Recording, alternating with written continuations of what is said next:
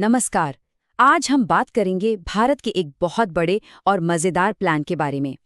ये प्लान है artificial intelligence यानी एआई का इस्तेमाल करके शिक्षा को मतलब एजुकेशन को पूरी तरह से बदल देने का। अच्छा, शुरुआत करते हैं एक नंबर से। 290 मिलियन यानी 29 करोड़। जानते हैं ये क्या है? ये है भारत में स्कूल और कॉलेज जाने वाले स्टूडेंट्स की संख्या।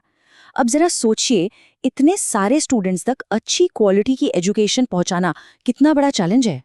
तो यहीं पर एक बड़ा सवाल उठता है, क्या एआई इस बहुत बड़ी चुनौती का जवाब बन सकता है? क्या ये टेक्नोलॉजी हर एक स्टूडेंट को अपना एक पर्सनल ट्यूटर दे सकती है? एक ऐसा ट्यूटर जो हर स्टूडेंट को समझे और उसकी मदद करे? आज हम इसी आइडिया की गहराई में उतरेंगे। तो एक चैलेंज तो हमने देख लिया 29 करोड़ स्टूडेंट्स का, लेकिन एक और बड़ी चुनौती है, वो है कीमत। ऑनलाइन एजुकेशन में हजारों करोड़ रुपए लग चुके हैं, पर सच तो ये है कि 10% से भी कम स्टूडेंट्स उसे अफोर्ड कर पाते हैं। तो इतने बड़े स्केल पर एजुकेशन को सस्ता और सबके लिए आसान कैसे बनाया जाए? इसका जवाब समझने के लिए चलिए थोड़ा पीछे चलते हैं। यूपीआई आने से पहले का भारत याद है? डिजिटल पेमेंट करना कितना झंझट का काम था। बस एआई और एजुकेशन के लिए भारत का जो बड़ा आइडिया है वो कुछ वैसा ही है जैसा यूपीआई ने पेमेंट्स के लिए किया था। और ये सिर्फ कोई ख्याली पुलाव नहीं है, बल्कि एक मिशन है।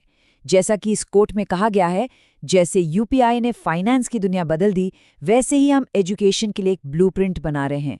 मतलब जैसे पेमेंट्स के लिए एक सरकारी डिजिटल सिस्टम बना, वैसा ही अब एजुकेशन के लिए बनाने की तैयारी है। तो इस नए सिस्टम के 3 सबसे जरूरी सिद्धांत क्या हैं? पहला, बिल्कुल यूपीआई की तरह इसे इस्तेमाल करना हर किसी के लिए एकदम आसान हो। दूसरा, ये बहुत ही किफ़ायती हो। और तीसरा, ये पूरी तरह से भारत के लिए बनाया जाए। तो ये तो हो गई बड़ी बड़ी बातें। अब सवाल ये है कि आखिर ये नया एआई सिस्टम बनाया कैसे जाएगा?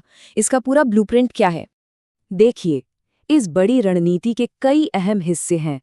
देश की टॉप यूनिवर्सिटीज में एआई रिसर्च सेंटर्स बनाना, एआई पर काम करने वाले नए स्टार्टअप्स को पैसा देना, और सबसे जरूरी, अपने खुद के एआई मॉडल्स बनाना। साथ ही इस बात पर भी फोकस है कि ये एआई भारत की सभी 22 ऑफिशियल भाषाओं में काम करे और हमारी भारतीय संस्कृति को भी अच्छी तरह समझे। लेकिन हाँ, एक बड़ी चुनौती भी है हमारे सामने। ये चार्ट देखिए। टॉप लेवल एआई रिसर्चर्स के मामले में अमेरिका और ब्रिटेन में लगभग 3-3 हजार एक्सपर्ट्स हैं, जबकि भारत में ये संख्या सिर्फ 200 के आसपास है। तो इस टैलेंट गैप को भरना बहुत जरूरी होने वाला है। पर अब एक मजेदार बात बताता हूँ। रिसर्च में हम भले ही पीछे हों, लेकिन एआई को इस्तेमाल करके एप्स बनाने में, यानी कि एप्लीकेशन लेयर पर, हम दुनिया में लीडर हैं। आपको जानकर हैरानी होगी कि भारत में अमेरिका से भी ज्यादा कंज्यूमर एआई स्टार्टअप्स हैं। क्यों? क्योंकि हमारे पास 90 करोड़ इंटरनेट यूजर्स का एक बहुत बड़ा बाजार है। चलिए अब सबसे जरूरी बात पर आते हैं। इन सब बातों का, इस एआई क्रांति का स्टूडेंट्स, टीचर्स और पेरेंट्स की रोजमर्रा की जिंदगी पर आखिर क्या असर पड़ेगा? सबसे पहले स्टूडेंट्स की बात करते हैं। उनके लिए इसका मतलब है एक 24 घंटे काम करने वाला एआई ट्यूटर। मतलब अब कोई भी अपनी मातृभाषा में सीख सकेगा, जब चाहे होमवर्क में मदद ले सकेगा, और सबसे बड़ी बात, रट्टा मारने की बजाय कॉन्सेप्ट्स को समझने पर जोर दिया जाएगा। अच्छा, और टीचर्स का क्या? उनके लिए ये एआई एक पर्सनल असिस्टेंट की तरह होगा।